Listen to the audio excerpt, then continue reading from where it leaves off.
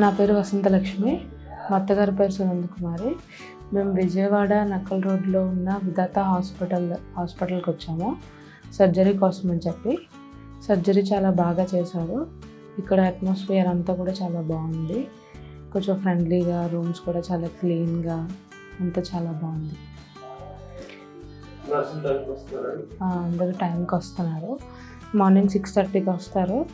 వాళ్ళ ఫార్మాలిటీస్ అన్నీ వాళ్ళు తీసుకుంటారు. మెడికేషన్స్ అవన్నీ ఇస్తారు. అవన్నీ తీసుకున్న తర్వాత మళ్ళీ డాక్టర్ వస్తారు 10కి 10:30కి అట్లాగా.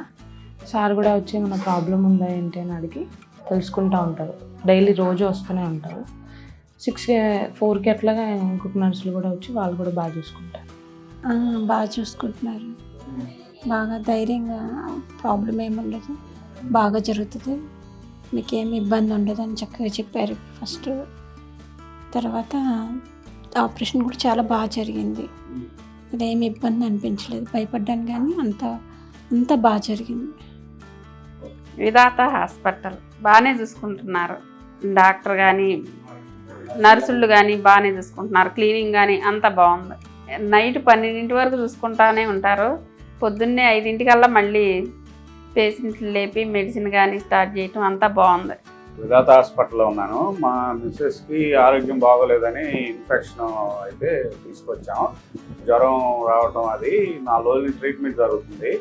చాలా బాగా హాస్పిటల్లో కానీ చూసుకోవటం కానీ, ఇక్కడ వాతావరణం కానీ చాలా బాగుంది. డాక్టర్ గారు కూడా రౌండ్స్ ఎప్పటికప్పుడు మానిటరింగ్ చేసుకోవటం, అది సరే చంద్రశేఖర్ గారు చాలా బాగా చేస్తున్నారు. బాగా ఈ జ్వరం మీద ఆయన ఏంటనేది జాగ్రత్తగా చేస్తారు. ఎప్పటికప్పుడు తీసుకుంటున్నారు.